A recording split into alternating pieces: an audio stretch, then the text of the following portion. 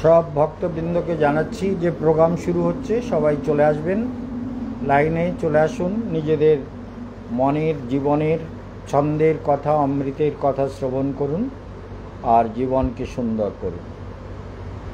দেখুন জীবনের কত ছন্দ, কত মধুরিমা আমাদের মধ্যে আছে, কিন্তু সেটা আমরা সবসময় বুঝতে পারি না। সেই বোঝার জন্য আপনাদের সবাইকে অবশ্যই মনে করতে হবে, মনে রাখতে হবে। সেই জন্য অতএব আপনারা প্রত্যেকেই প্রোগ্রামে চলে আসবেন।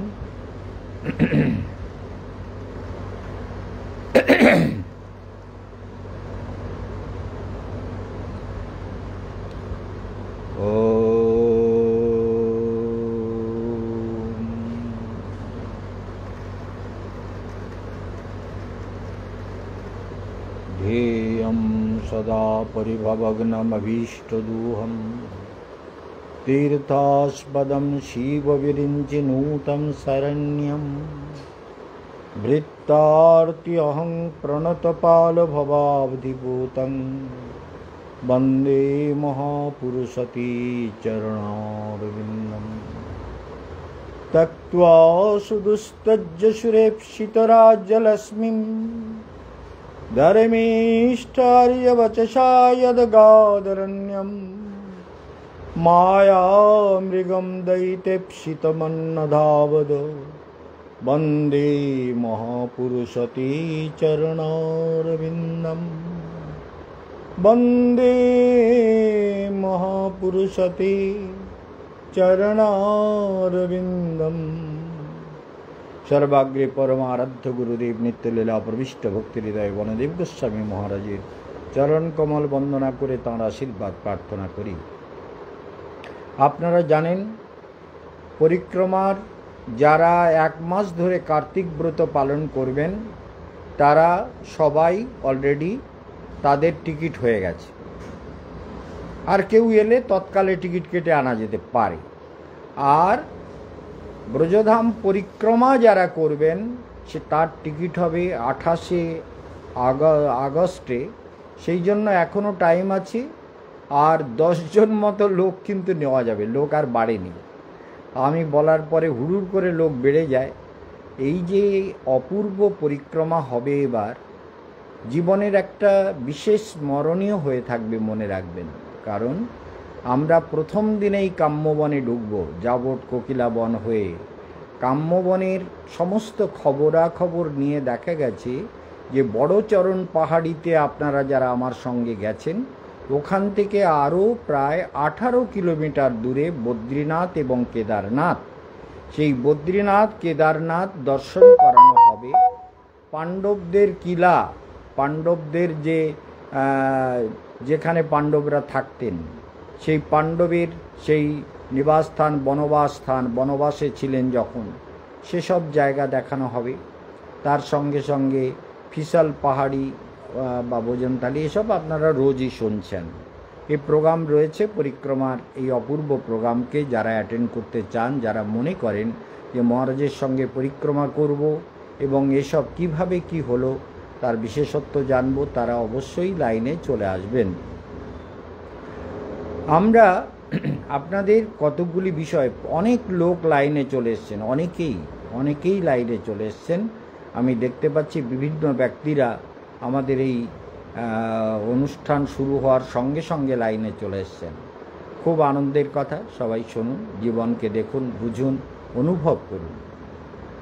এখানে আলোচনার বিষয় হচ্ছে যে আমি আগামীকাল এখান থেকে রওনা হব, পরশুদিন কলকাতায় পৌঁছে যাব।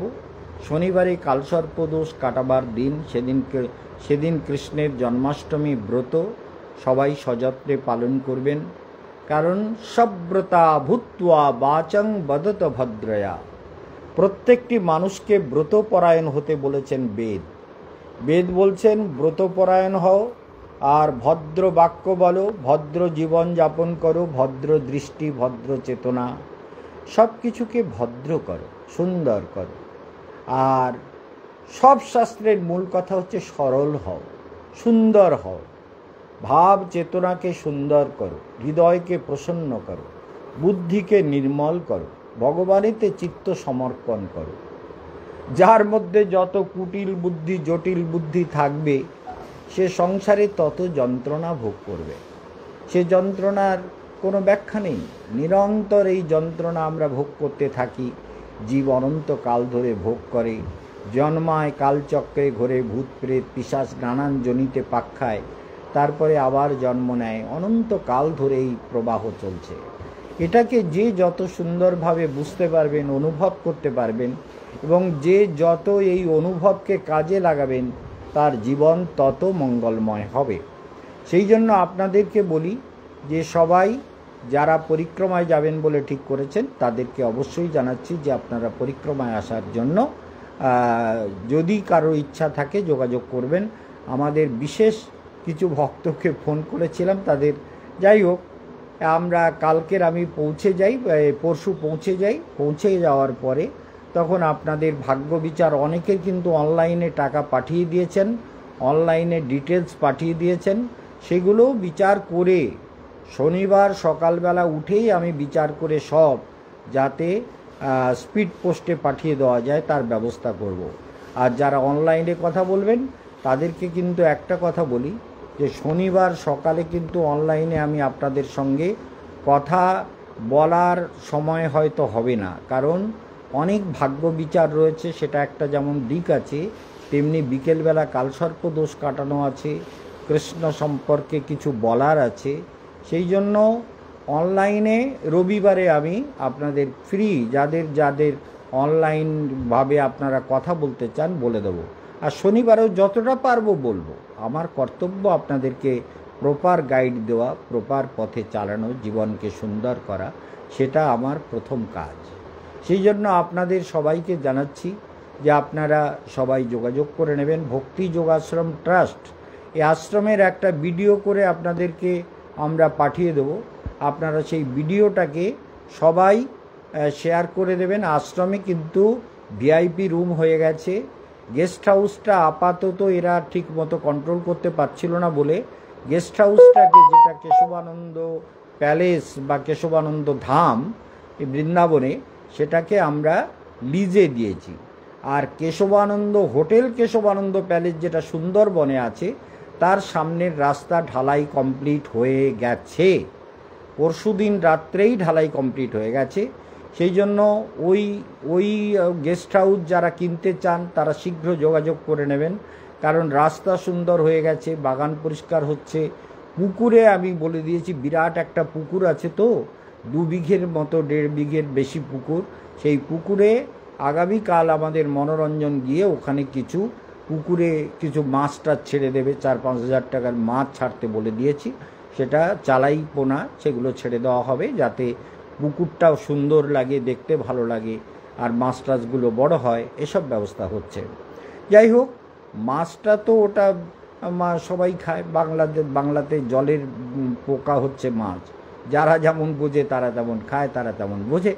যাই হোক, আমাদের এখানে আলোচ্য বিষয় যেটা বলবো সেটা হচ্ছে জীবনকে সুন্দর করার জন্য ভাগবত শ্রবণের মন তৈরি করা।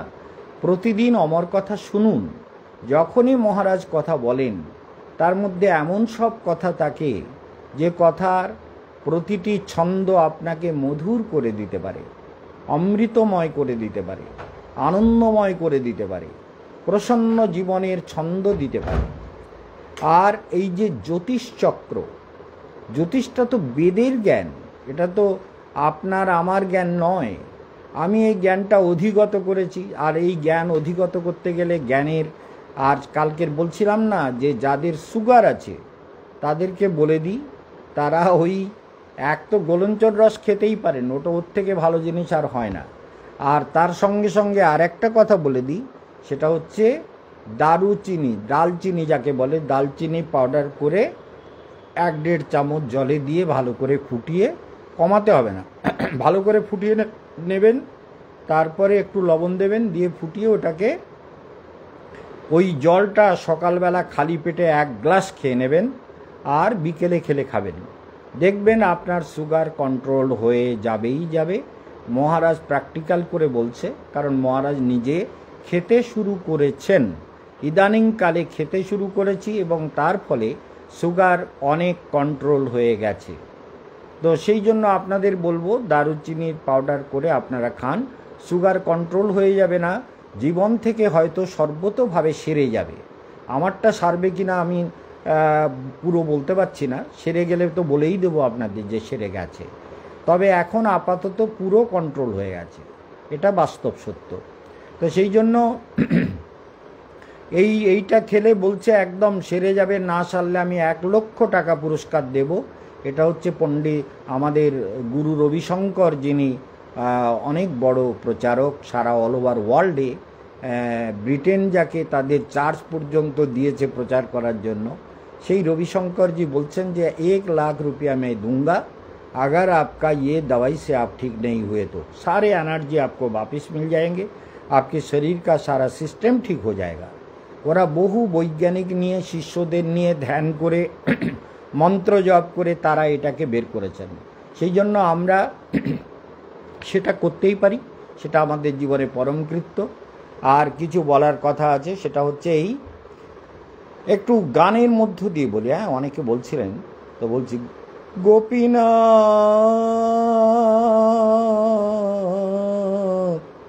মম নিবেদন শুনো, গলায় কফ জমে আছে কিন্তু, আমি বিষয়ে দুর্জন সদা কামে রত, কিছু নাহি মোর গুণ মম নিবেদন শুনো। বলছেন আমার কোনো গুণ নাই প্রভু। কে বলছেন? ভক্তিবিনোদ ঠাকুরের বিখ্যাত গান গোপীনাথ আমারও ভরসা তুমি, তোমারও চরণে লইনু শরণ, তোমারও কিঙ্কর আমি কি তোমার চরণ ছাড়া, আমি কি তোমার চরণ ছাড়া, আমি তোমার চিরদাস। গোপীনাথের চরণে আকুল ভাবে জানাচ্ছেন, গোপীনাথ কেমনে শোধিবে মোরে, গোপীনাথ আমাকে কেমন করে তুমি সুন্দর করবে? তোমার কৃপা না হলে তো আমি সুন্দর হতে পারবো না, তোমার কৃপা ছাড়া তো সুন্দর হওয়া যায় না, তোমার করুণা ছাড়া তো জীব সুন্দর হবে না। হে গোপীনাথ কেমনে শোধিবে মোরে, না জানি ভকতি কর্মে জড়মতি, পড়েছি সংসার ঘুরে। সংসারের ঘূর্ণিপাকে নিরন্তর জীব ঘুরপাক খাচ্ছে, সংসার ঘুরে। গোপীনাথ সকলি তোমার মায়া। এই শব্দগুলো বুঝবেন, যা দেখছেন সকলই তোমার মায়া। মা মানে না, ইয়া মানে ইহ, যাহা দেখিতেছ তাহা সত্য নয়। এই জন্য ভাগবতের শ্লোকে বলছেন ঋতে অর্থম যৎ প্রতীয়েত। শব্দটা ভালো করে শুনবেন, একটা দার্শনিক শব্দ, ভাগবত দর্শন এই শ্লোকের উপরে ডিপেন্ড করে।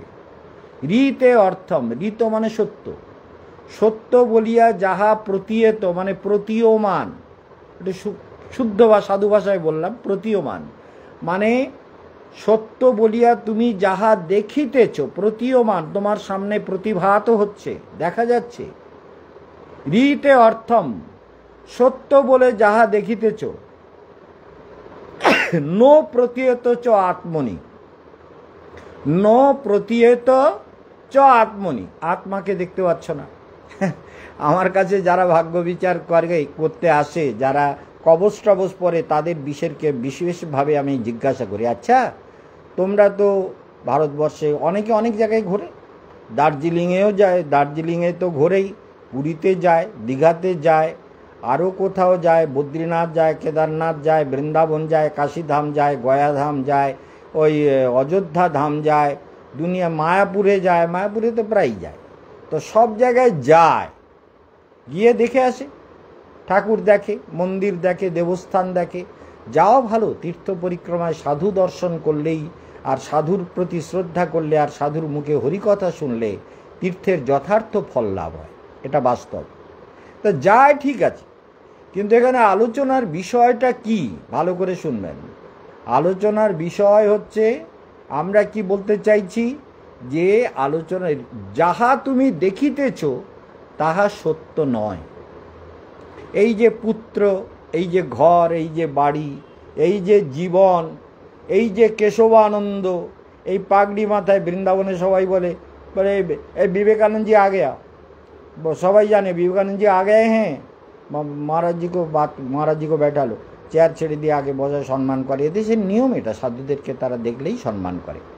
বাংলায় এসব করার দরকার নেই।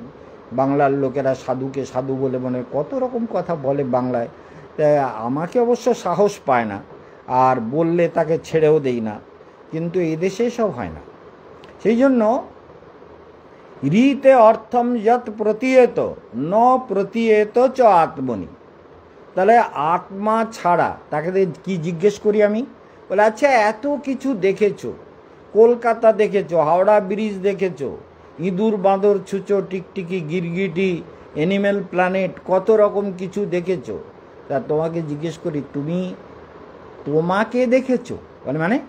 বলে এই যে তুমি একটা ফিগার, যেমন কেশবানন্দ একটা ফিগার, হ্যাঁ, একটা গ্রস বডি, এই যে মুখ আছে, চোখ আছে, হাত পা আছে, এই যে কাপড় পাগড়ি পরেছে মহারাজকে, তাই মহারাজের এসব আছে, তারপর পড়েছে। এখন কেশবানন্দের ভেতরে যে সত্তার জন্য কেশবানন্দ, যে সত্তার জন্য কেশবানন্দ, ভালো করে মনে রাখবেন। অর্থাৎ কেশবানন্দের ব্যক্তিত্ব বা কেশবানন্দের বৈশিষ্ট্য কেন এই বক্তৃতা দিতে পারছে কেন, বলে আত্মা আছে বলে। আত্মা যদি না থাকে আর জ্ঞান যদি না থাকে, জ্ঞানম লব্ধা, জ্ঞানটাকে জীবনে গুরুত্ব দেবেন। জ্ঞান মানে আত্মজ্ঞান। জগতের জ্ঞান তো আপনাদের কি কম আছে? ওরে বাবারে, কেউ কিছু আমাদের একটা মানে তরুণ, সে হাই স্কুলের সিনিয়র টিচার, তার ছেলে ইঞ্জিনিয়ারিং পড়ছে, কালকের কথা হচ্ছিল অনেক, তো খুব ভালো ভালো রেজাল্ট করছে, খুব ভালো করছে, ভালো পড়াও ভালো করে। তো এই যে মানুষ কত কিছু পড়ে, কত কিছু দেখে, কত কিছু বোঝে, কত কিছু বিচার করে, তা তুমি তোমাকে দেখেছো? কথাটা ভালো করে শুনবেন, তুমি তোমাকে তো দেখোনি। কেশবানন্দ যদি নিজের আত্মাকে না দেখে, কুণ্ডলিনীকে না জাগায়, বলে কেশবানন্দ সাধু হওয়াটাও বেকার যাবে। কারণ যার চেতনার স্তর যেমন, তার গতি তেমন হবে। মনে রাখবেন, আপনার চেতনার স্তর অনুযায়ী আপনার জীবনের পরবর্তী গতিটা তৈরি হবে।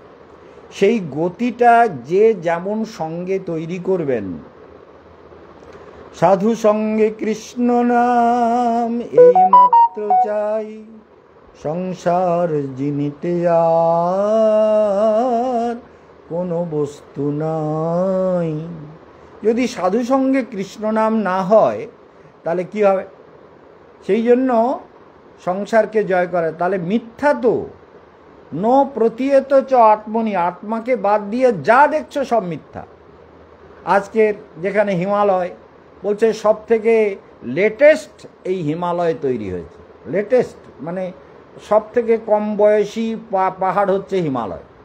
চিন্তা করুন, কোথায় নেপাল থেকে শুরু করে, দার্জিলিং থেকে শুরু করে বদ্রীনাথ, কেদারনাথ, পাহাড়ে যদি ঘোরেন, পাহাড়ে 2-10 দিন ঘুরলে বুঝতে হবে, মনে করবে আপনার মনে হবে পাহাড় ছাড়া আর কোনো দুনিয়া আছে?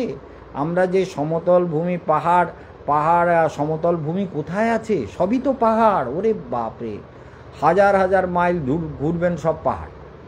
তাহলে এই যে বিরাট হিমালয়, বলছে বৈজ্ঞানিকদের ভাষায় সব থেকে কম বয়সী হচ্ছে হিমালয় পর্বত, তার আগে অন্য অন্য পর্বত হয়েছে, পাহাড় হিমালয় সব থেকে।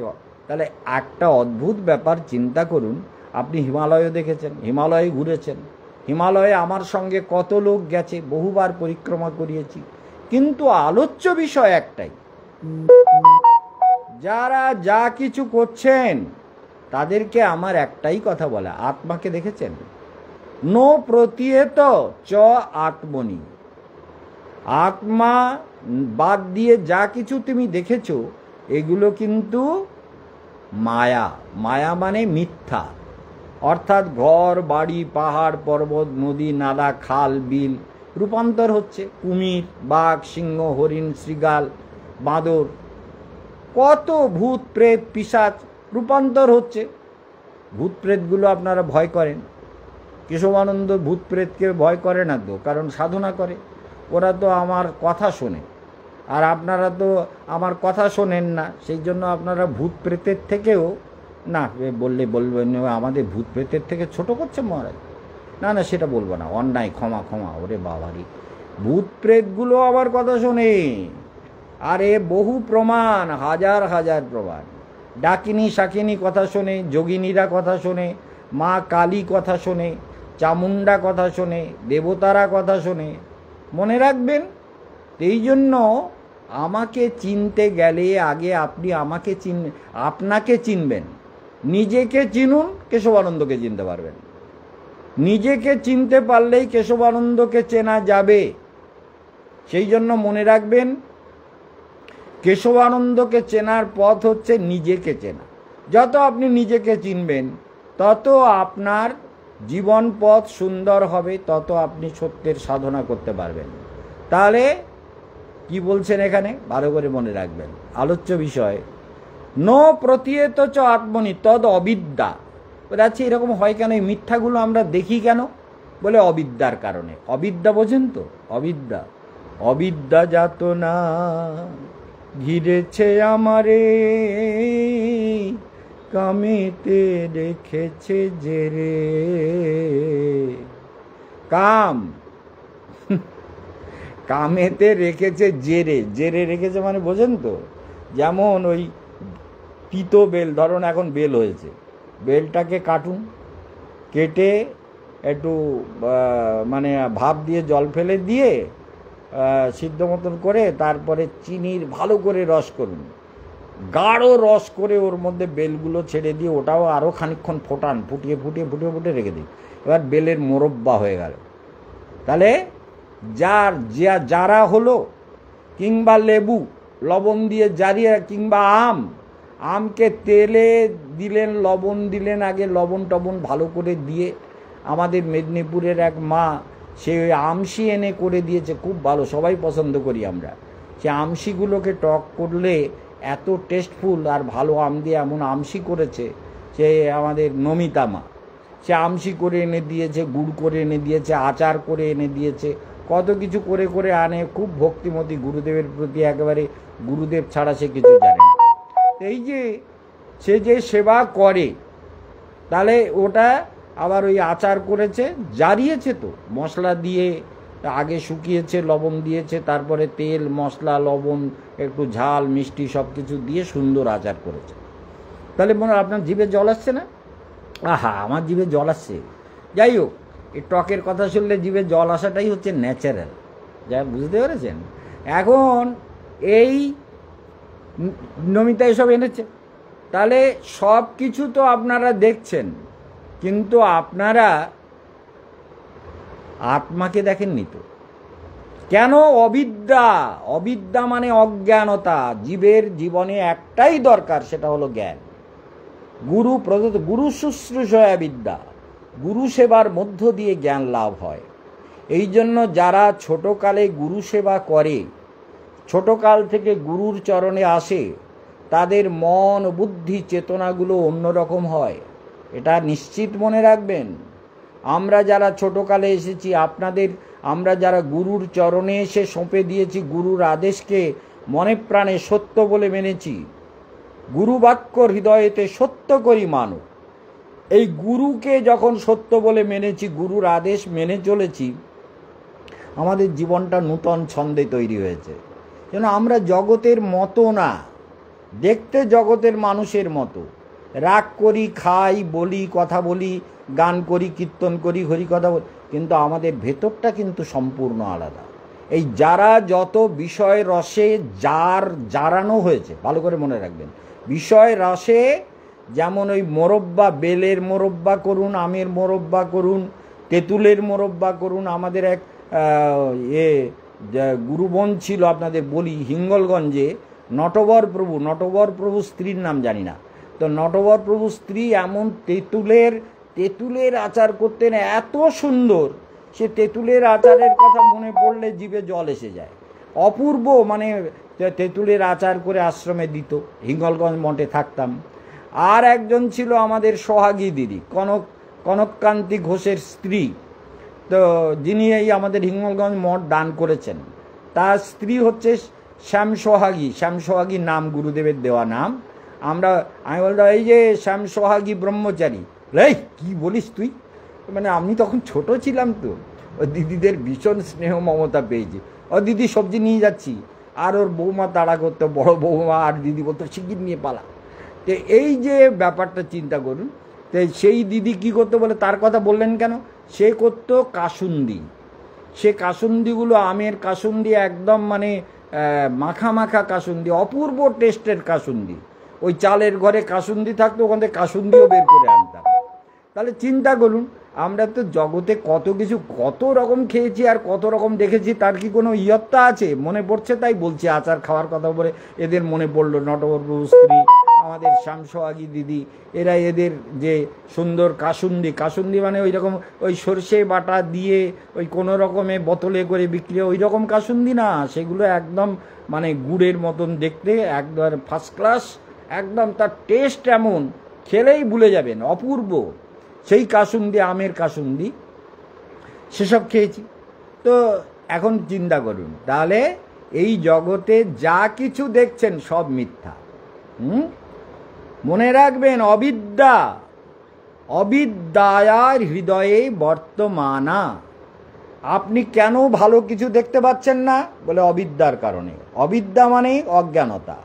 যেমন রাস্তায় দড়ি পড়ে আছে, অন্ধকার, আপনি সাপ মনে করে চমকে উঠতেই পারেন। কিংবা আপনি জঙ্গলে গেছেন, দূর থেকে লোকে কত রকম ঠাট্টা করতেছে। আমরা সুন্দরবনে কতবার, ওই বাঘ দেখা যাচ্ছে, লোকে তাকাচ্ছে, আসলে বাঘ দেখা যায়, বাঘ দূরের থেকে দেখা যাচ্ছিল, দূর থেকে জঙ্গল কেটে দেখার জন্য দূর থেকে লাল লাল যাচ্ছে, আর বাঘ যাচ্ছে না হরিণ যাচ্ছে বোঝা যাচ্ছে না, টাওয়ারের উপরে দাঁড়িয়ে দেখা যাচ্ছে। তাহলে সেটা একটা অনুমান মাত্র, অনুমান। প্রমাণ 10টা, তার মধ্যে এটাও একটা প্রমাণ। প্রত্যক্ষ, পরোক্ষ, অপরোক্ষ, অনুমান, উপমান, শব্দ, আর্ষ, ঐতিহ্য, 10টা প্রমাণ আছে ভারতীয় দর্শনে। এগুলো পড়েছেন, এগুলো শুনবেন। জ্ঞান ছাড়া জীবনে কিচ্ছু হয় না। জ্ঞান নেই যার, জন্ম বৃথা তার, এটা মনে রাখবেন। যার জ্ঞান নেই, যে গুরু সেবা করে না, গুরুর আদেশ মতো চলে না, অধ্যাত্ম জীবন তৈরি করে না, তার জন্মটাই বৃথা। তস্য জন্ম নিরর্থকম। সেটা পৃথিবীর বোঝা। মনুষ্য রূপেণ মৃগয়া চরন্তি। রূপটা মানুষের, কিন্তু পশু, ওটা পৃথিবীর ভার স্বরূপ। ভুবি ভার ভূতা, পৃথিবীর ভার স্বরূপ। মনুষ্য রূপে মৃগয়া মানে পশু বিচরণ করে বেড়াচ্ছে। তাহলে মনুষ্যের রূপ হতে পারে, কিন্তু সব কি মানুষ হয়? যারা গুরু সেবা করে না, মন্ত্রের ধ্যান করে না, জ্ঞান লাভের চেষ্টা করে না, আত্মাকে জানার চেষ্টা করে না, আত্মবিদ্যা লাভের কোনো যত্ন করে না, এমন যেসব জীব, তাদের সংসার পরিক্রমা চলতেই থাকে, তার কোনো শেষ নেই।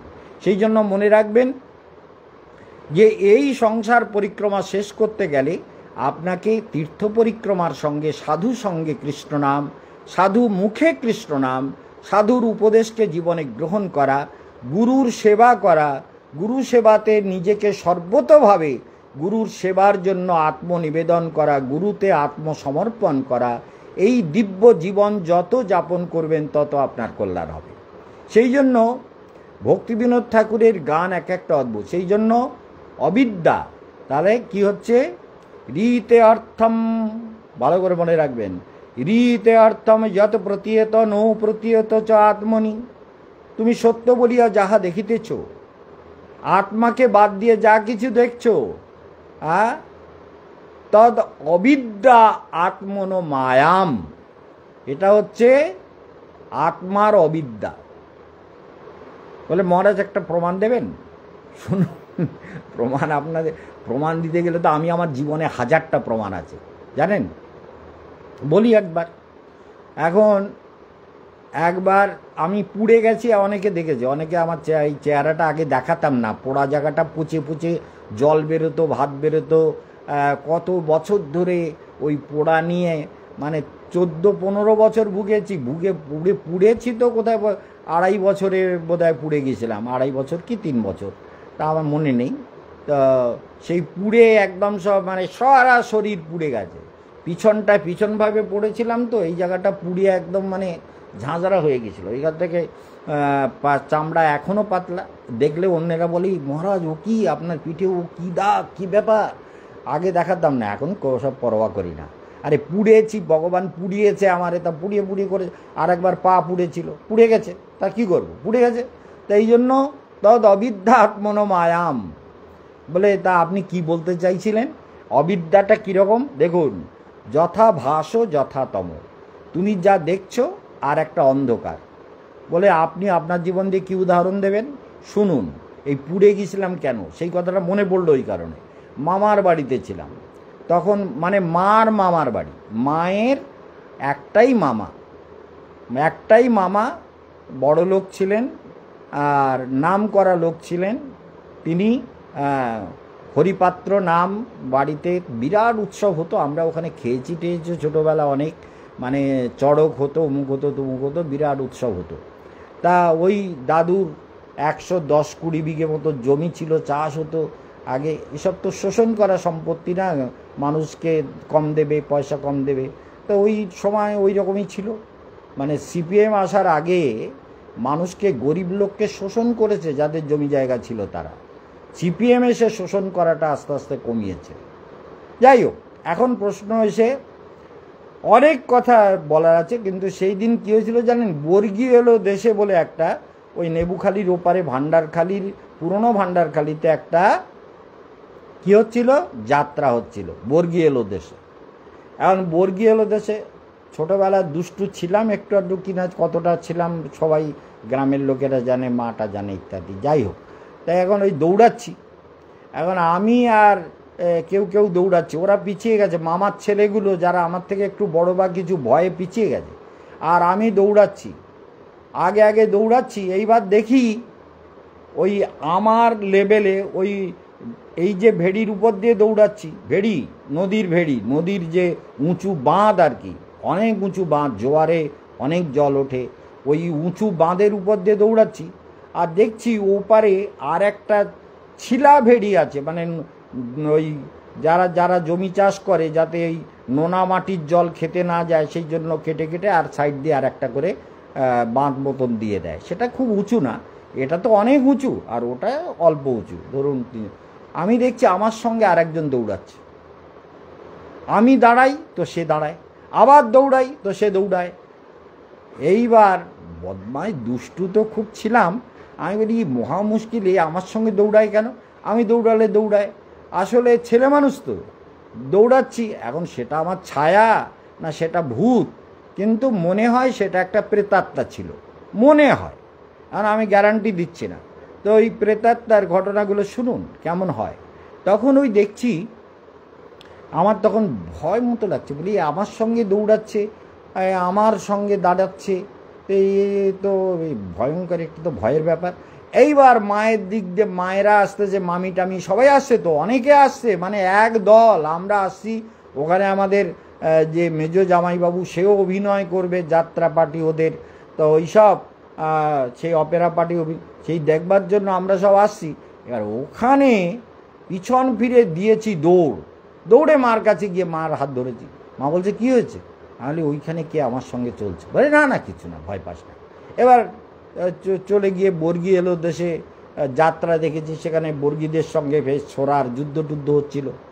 পরের দিন বসে ওই যুদ্ধ হচ্ছিল, দাদুর বাড়িতে ধান সিদ্ধ করা বিরাট একটা বান, মানে বিরাট উনুন ছিল, এক কড়াইতে অনেক ধান সিদ্ধ হতো, আর ওই চারিদিকে উঠোনে সেসব শুকিয়ে সেই সব ধানের চাল তৈরি করে খাওয়া হয়। এখন সেই উনুনে সেদিনকে কড়াইটা চাপানো ছিল না, আর আমরা সব ওই ধানের গোলা আছে কয়েকটা লাইন দিয়ে, সেই ধানের গোলার তোলার থেকে হেঁতাল বনের নাম শুনেছেন তো? সুন্দরবনে হেঁতাল গাছের তলায় কিন্তু বাঘ বিশ্রাম করে। হেঁতাল, তারপরে গরান কাঠগুলো খুব শক্ত হয়, হ্যাতালগুলো অত শক্ত না, কিন্তু গোরানগুলো সাংঘাতিক। আজকাল আর গোরান কাঠ পাওয়া যায় না বোধহয়, আমি তো দেখি না। আগে ওই গোরান কাঠ কেটে এনে সবাই বেড়া টেড়া দিত, এবং গোরান কাঠ খুবই শক্ত কাঠ, সরু সরু, মানে কুঞ্চির থেকে একটু মোটা কিন্তু খুব শক্ত। সেই গোরান কাঠ ভালো করে শুনবেন তো দেখা যাচ্ছে যে ওই যে হ্যাতাল, ওই যে গোরান, ভালো করে শুনবেন, সেই হ্যাতাল গোরান ওইগুলো নিয়ে যুদ্ধ হচ্ছে। আর ওরা পিছন থেকে, আমি একদিকে আর ওরা অনেকগুলো, 3-4টে, আর একদিকে মামার ছেলে টেলে সব, বড় ছেলে, মেজো ছেলে, মেজো মামার ছেলে, এরা সব আমাকে ওই লাঠি ঘোরাচ্ছে। এখন ওই অমলটা একটু দুষ্টু ছিল, আজকাল খুব অসুস্থ, সে খুব কাঁদে, বলে আমি তোকে ঠেলে ফেলে দিয়েছিলাম। কিন্তু আমার মনে হলো আমাকে যেন কে ঠেলে ফেলে দিল। কিন্তু যাই হোক, ওই উনুনের মধ্যে আমি তলিয়ে গেলাম। তারপরে ও একটু বলে দিয়েছিল, না হলে ওইখানে আমি পুড়ে পুরো, মানে ওই জঙ্গলিরা যেরকম পুড়িয়ে টুড়িয়ে খেয়ে নেয়, আমারে খেত কেউ না, তবে পুড়ে আমি পুরো একদম আলটাংরা হয়ে যেতাম। তা কী হবে? তো ওই সময় গিয়ে বলছে, ও পিসি তোমার ছেলে উনুনে পড়ে গেছে। আর এই বলে ও ছুটে পালিয়ে গেছে। মা বলে, পিসি উনুনে পড়ে গেছে ছেলে মানে? হাত পা ছিটাচ্ছি, পুড়ে যাচ্ছি তো। তাই বোনটা ছিল শুয়ে দিয়ে, মা বেরিয়ে এসে হাত দিয়ে আমাকে তোলার জন্য চেষ্টা করছে। তা আমার এই হাতটা ধরেছে, বা হাতের এই জায়গাটা, মায়ের হাতে চামড়া লেপটে গেছে আমার সব। এরকম অবস্থায় তাহলে চিন্তা করুন। তা সবাই বলছে এটা একটা ভুতুড়ে ব্যাপার, এবং আরও অনেক ঘটনা ঘটেছিল ভুতুড়ে ব্যাপার। বলে ওই অসুস্থ অবস্থায় আমি নাকি লাফ দিয়ে আড়া ধরতে যাচ্ছিলাম, আমি তখন উঠতে পারি না, আমাকে কলা পাতায় শোয়ানো হয়েছিল। কলা পাতায়, কচি কলা পাতা কেটে এনে তার উপরে নারকেল তেল মাখিয়ে, সেই নারকেল তেলের উপরে শুইয়ে, তারপরে উপর দিয়ে ঢাকা না দিলে তো টঙ্কার, বলে ও যদি কাঁপতে শুরু করে মরে যাবে। এবার ডাক্তার এনেছে, মামারা তো লক্ষ্মীবিলাস তেল, যার ঘরে যত ছিল, আগে লক্ষ্মীবিলাস তেলের খুব নাম ছিল, আপনারা দেখেছেন কিনা, সেই লক্ষ্মীবিলাস তেল মাথার থেকে পা পর্যন্ত হদ্দম ঢেলেছে। আর কতজন পাখা বাতাস করছে, জ্বলে যাচ্ছে তো, চিৎকার করছে, ওরে মরে গেলাম। তো তারা সব বাতাস করছে, মাসি টাসি ছিল, মেজো মাসি টাসি, ছোটো মাসি ছিল, তারা সবাই মিলে হাওয়া করছে, করে টোরে কিছুতে তো কিছু হয় না। তারপরে ওই ডাক্তার এসছে, ওষুধ টষুধ দিয়েছে। তারপরে কি হয়েছে, তারপরে তো পচেই যাচ্ছিলাম। তারপরে আমাদের বাড়িতে নিয়ে গেল, মামার বাড়ি, কয়েক মাস রেখে, কিচ্ছু হলো না, ডাক্তার ওষুধ টষুধ করে তারপরে বালি ধুয়ে ধুয়ে দিয়ে ওই পচা কমলো। তাহলে চিন্তা করতে পারছেন যথাভাব, তাহলে জীবনটা কীরকম। ও পুড়ে মরেই যাচ্ছিলাম, পচা গন্ধ, লোক পাশে যেত না। গ্রামের মানুষ বলতো, ওরে বাবারে এত পচা গন্ধ এর পাশে। আমি পচে গন্ধ ছিলাম। এখন তো আপনারা এসে প্রণাম করেন, এখন আমার মনে হয় আমি সেই পচা গন্ধের লোক। চিন্তা করুন, কেশবানন্দ পচে গিয়েছিল পুড়ে, পাটা একবার পুড়ে গিয়েছিল, সে একদম ভয়ঙ্কর, পা উনুনের মধ্যে ঢুকিয়ে দিয়েছিলাম। মানে দিদি বলছে, এই তুই উনুনটা একটু দেখতো, আমি একে ঘুম পাড়িয়ে আসি। ছোটো ভাই ছিল, অনেক ছোট তখন, আমার খুব কম মনে পড়ে। দিদি ভাইকে নিয়ে গেছে, দিদির তখন বিয়ে হয়নি। আর এটা, এই পোড়াটা হয়েছিল দিদির বিয়ের পরের ঘটনা। আর ওই পোড়াটা আমি তখন একদম বাচ্চা। ওই সময় পা উনুনে দিদি এসে, আমি অনেকক্ষণ ঘুম পাচ্ছে তো, বসে বসে, বাচ্চা মানুষ ঘুম পাচ্ছে, দিদির কাছে বসেছিলাম। মাটা সব ক্ষেতের দিকে কী সব কাজ করছে, কাকিমা টাকিমা গেছে, ছোটো কাকিমা, মেজো কাকিমা, আর পা ঢুকিয়ে দিয়েছি সোজা উনুনের মধ্যে। আর চিৎকার করছি। তারপরে তাড়াতাড়ি ওরা ছুটে এসে পা বের করে কী সব দিয়েছে। যাই হোক, মা এসে তো গালাগালি দিচ্ছে, তুই আবার ছেলেটাকে বুড়িয়ে বেরিয়েছিস, তুই কি করলি, তুই কোথায় ছিলি, তুই ওকে বসিয়ে রাখলি কেন উনুনের পাশে, এইসব সংসার। তাহলে সংসার, বুঝতে পেরেছেন? তাহলে এই যে সংসার পরিক্রমার পথ ভালো করে মাথায় রাখিবেন। তাহলে কি বলছেন মহারাজ? আমি না, ভাগবত বলছেন, দিতে অর্থম যত প্রতীয়ত নো প্রতীয়ত চ আত্মনি। আত্মাকে বাদ দিয়ে যাহা দেখিতেছ তাহা মিথ্যা। সে ঘর হোক, বর হোক, ছেলে হোক, মেয়ে হোক, টাকা হোক, পয়সা হোক, মান সম্মান, প্রতিপত্তি, অর্থ সম্পদ, বৈভব। ছেলেকে পড়িয়ে পড়িয়ে অনেক মানুষ করলেন, তারপর ছেলেটা অ্যাক্সিডেন্টে মরে গেল, ছেলেটা প্লেন অ্যাক্সিডেন্টে মরে গেল, কিংবা বৈজ্ঞানিকরা মরে গেল, কিংবা খেলোয়াড় মরে গেল, কিংবা ওই একটা ছেলে বালদ্বীপে গিয়ে তার মা এসে আবার কাছে, কি কান্না। তো হাজার হাজার ঘটনা, এসব তো আমাদের জীবন পথে। মালদ্বীপে গিয়ে একজন খেলোয়াড় মারা গেছিল, জানে কি খেলোয়াড়, অত মাথায় রাখার সময় নেই। কিন্তু আমার জীবন দিয়ে কি বললাম, যে অবিদ্যা মানে অজ্ঞানতা। এই জ্ঞান যতদিন লাভ না করবেন, জ্ঞান লাভে যত্নশীল না হবেন যতদিন পর্যন্ত যে গুরুর প্রদত্ত জ্ঞান আমার জীবনে আমাকে লাভ করতেই হবে, গুরুর উপদেশ মতো জীবনে চলতেই হবে, গুরুর বিধান মতো আমি জীবনে চলবই চলব, এই সত্য যতদিন সংকল্প না করবেন ততদিন এই সংসার পরিক্রমার মুক্তি দেওয়ার ক্ষমতা কারও নেই। সেই জন্য গুরুই জগতে উদ্ধারকর্তা। তবে গুরু দুরকম হয়। বাইরে যিনি গুরু তার প্রতি শ্রদ্ধা করলে অন্তর্যামী গুরু যিনি আছেন, ইন্টারনাল গাইড, তিনিও তার প্রেরণাটা আপনি বুঝতে পারেন। আমরা যেমন বুঝতে পারি এটা ঘটবে, স্বপ্ন দেখি কি ঘটবে আগে তার ইন্ডিকেশন আমার স্বপ্নে এসে যায় সব ঘটনা। আজকে যেমন রাত্রিতে স্বপ্ন দেখে ছুটে এসছে, বুড়ি ওই ধারে ছিল, এরকম ঘুমোতে ঘুমোতে হাতে জোরে জোরে তালি বাজাচ্ছি। কেন? ধ্যান করি সবসময়, ওই জন্য ওই তালি বাজাই। এই তালি বাজানোর কথাটা মনে রাখবে, এই তালি 200-300 বার হাতে এরম তালি দেবেন। বলে কেন? এই তালি দিলে কি হয়? বলে তালি দিলে নার্ভের রোগ হয় না, তালি দেবেন, ভ্রামরী প্রাণায়াম করবেন, এরকম 300 বার তালি দিতে থাকবেন জোরে জোরে। এই হাতের এ পিঠেও তালি দেবেন 100 বার, এ পিঠেও 100 বার তালি দেবেন। এই তালি বলে রাত্রিতে আপনি ঘুমোতে ঘুমোতে তালি দিচ্ছিলেন কেন? আর কি সব বলছিলেন? ঘুমোতে ঘুমোতে অনেক কিছু বলি, অনেক কিছু দেখতে পাই। তাহলে আপনাদের জীবনটা কেমন হবে? যদি অন্তরে বাহিরে সমব্যবহার অমানি মানদ হব।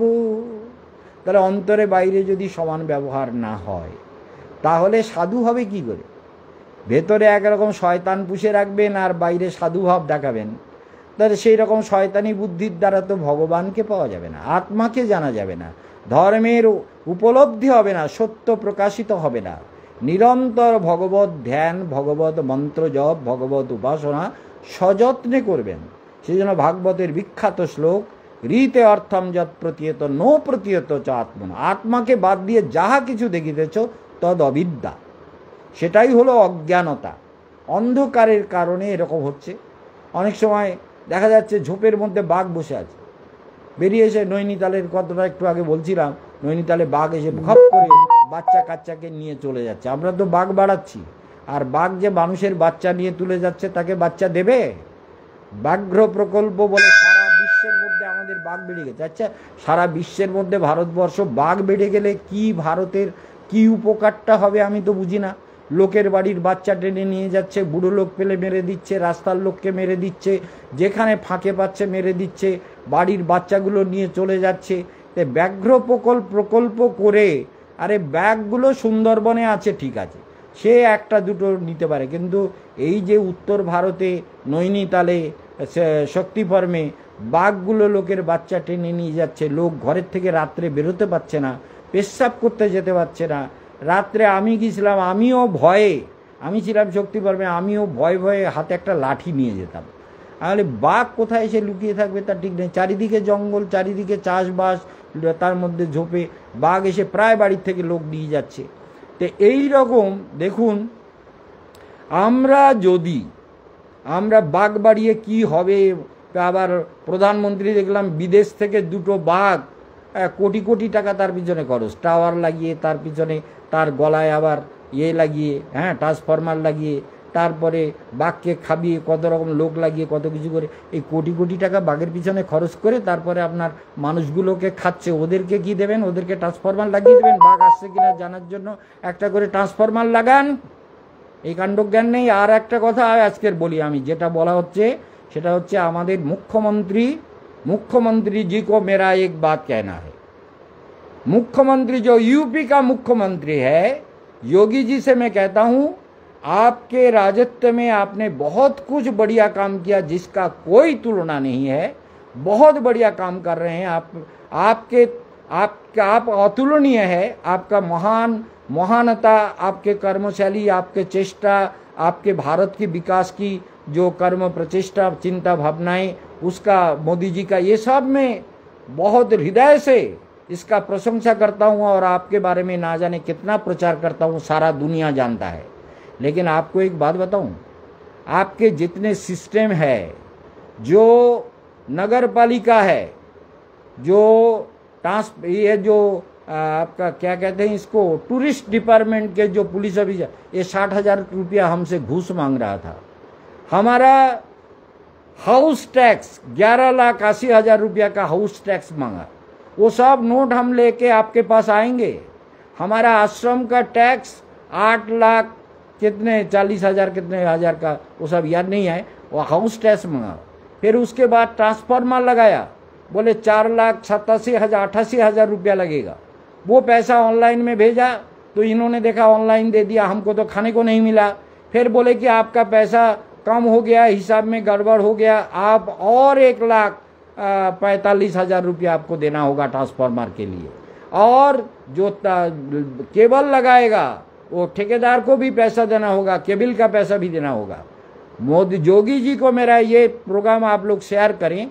योगी जी, आपको ये बात मेरा कहना है कि आपके सिस्टम में जो बंदरों को आपने पाल रखा है, ये ऑफिसर को मैं गाली देने में मुझे कोई लज्जा नहीं आती। इनको मैं सामने सामने गाली देता हूँ और ऑनलाइन गाली देता हूँ और आपके पास आऊँगा सारा डॉक्यूमेंट लेकर के।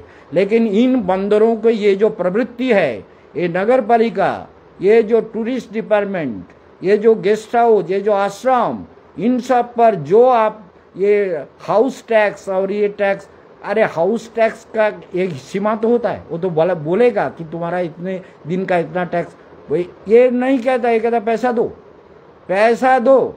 और ये जो टूरिस्ट डिपार्टमेंट है वो कहता है 60,000 रुपया पहले लाओ, फिर और पेपर चाहिए। हमारा कैरेक्टर सर्टिफिकेट मांगता है। वो तुम्हारे ट्रांसफर जो पुलिस है, अर्थात जो ये आपका डिपार्टमेंट है टूरिस्ट डिपार्टमेंट, इस ऑफिसर को मैंने कल कहा था, साले तुम क्या कर सकते हो, मेरा कैरेक्टर सर्टिफिकेट मांग रहा है। मैंने कहा मेरा कैरेक्टर बहुत खराब है, तुम्हें काट के फेंक दूंगा।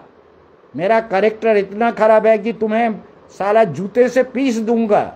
साले क्या बोलना चाहते हैं? हमारा कैरेक्टर सर्टिफिकेट, एक सन्यासी बचपन से जो जीवन में सारा सब कुछ किया, बोले सरकारी कानून है, बोले बहुत साले सरकारी कानून छोड़, मेरा सरकारी कानून और कैरेक्टर सर्टिफिकेट मेरा देना पड़ेगा। मैं फाउंडर प्रेसिडेंट, ऑनलाइन पे देख ले मेरा कैरेक्टर। साले सारा दुनिया जानता है मुझे, सारे चैनल में मेरा लेक्चर होता है, सारा दुनिया मेरे बात को मानता है। और तू कहता है कि मुझे कैरेक्टर सर्टिफिकेट देना पड़ा, आपका पड़ेगा, बोले ये सरकारी कानून है। अरे सरकार के कानून में सारा बांस घुसेड़ देंगे। कल मैंने बहुत गाली दिया उसको, मैं ओपनली कह रहा हूँ, फेसबुक में कह रहा हूँ, साले 60,000 रुपया घूस मांगता है। और वो अलग से जो हमारा ये है, अर्थात फायर डिपार्टमेंट, फायर का सारा सिस्टम हमारा बना हुआ है, अब उसके पीछे भी पैसा देना पड़ेगा। हमने वकील को कहा, बोले वकील को कह दिया हमारे पास भेजिए।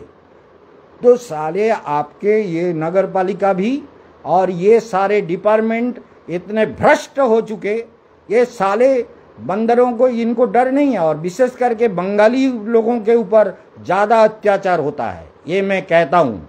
मैं बंगाली सन्यासी हूँ और मेरा नाम केशवानंद बन महाराज है। पहली बात को समझ लो, अगर तुम्हारा समझ में नहीं आता है तो हम समझा देंगे। हम किसी से डरते नहीं हैं, चाहे वो प्राइम मिनिस्टर हो, चाहे चीफ मिनिस्टर हो, और चाहे कोई भी ऑफिसर, मेयर, डिप्टी मेयर, कोई भी ऑफिसर हो, किसी को मैं नहीं छोड़ता, मैं किसी को छोड़ूंगा भी नहीं।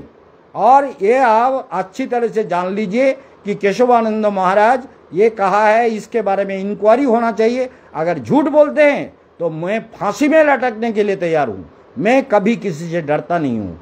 और आज इतना ही कहेंगे और कथा सुनिएगा। हिंदी में हमारा प्रवचन होगा यहाँ वृंदावन में।